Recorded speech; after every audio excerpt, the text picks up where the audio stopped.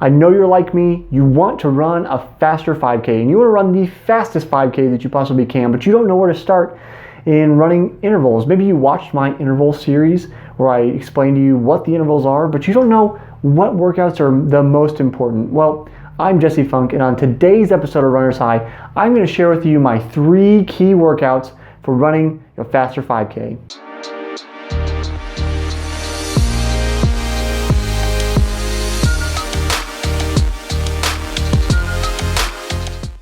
So these 3 workouts are not the be-all, end-all of every single training program. That said, these are the 3 workouts I would pick if you put a gun to my head and said you can only pick 3 workouts to do, and you only can do those 3 workouts to become, the best runner that you can possibly be. It's kind of like when you say if you can only do 1 lift for the rest of your life, what do you choose?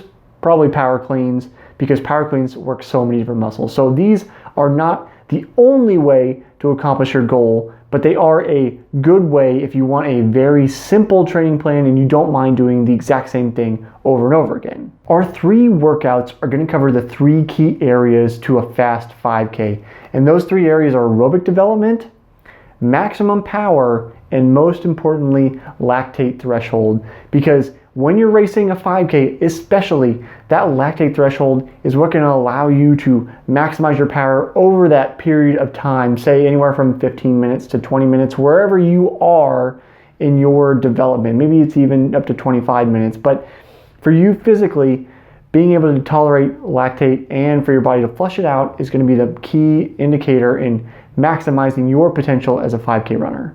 Workout number 1, this is going to be for aerobic development, and that is a 20-minute steady state run. If you want to know more about steady state, go check out my series on interval running. Subscribe to the channel so you don't miss out on any videos.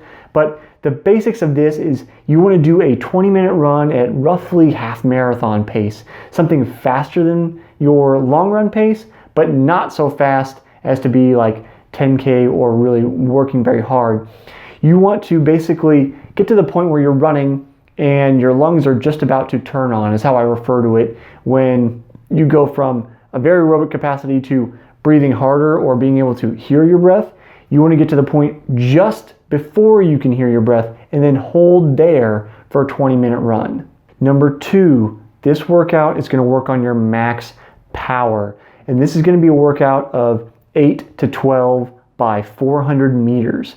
And I suggest doing these at 1-to-1 rest, which means if you run a 400 in 90 seconds, then you're going to take 90 seconds rest. Now, you have to use a Jack Daniels table to try to figure out what your actual pace should be. It's going to be that interval pace in the Jack Daniels table. I actually talk about this in another video. I have a lot of videos on this channel, so stay tuned as always. As I say before, subscribe. But using the Jack Daniels table and your target time for your 5K should tell you what you should be running these 400 intervals at. You can start at that 8 and then you want to work up to 12. The reason being that we're trying to get to a mimic of the 5K in distance. So you don't want to go over that because you're not actually going to be running a 5K at this pace. You're running faster than 5K pace. The idea with raising max power is that when your roof is here, your lactate threshold can only come up so much. So the idea is to raise the roof. I didn't mean to say that, but we'll go with my terrible pun. You're going to raise the roof, so raise the ceiling of your maximum power so that your lactate threshold can consequently also come up. If your max power doesn't come up, then you'll never be able to get past a certain point because you're always running at a certain capacity or a certain percentage of your maximum. Your 3rd, final, and most important workout is going to be 5 to 8 times 1,000 meters on the track. And this is going to be the key workout for you to become a faster 5K runner. And you actually want to do this at 5K pace. The whole idea is to get used to running the exact pace you want to run.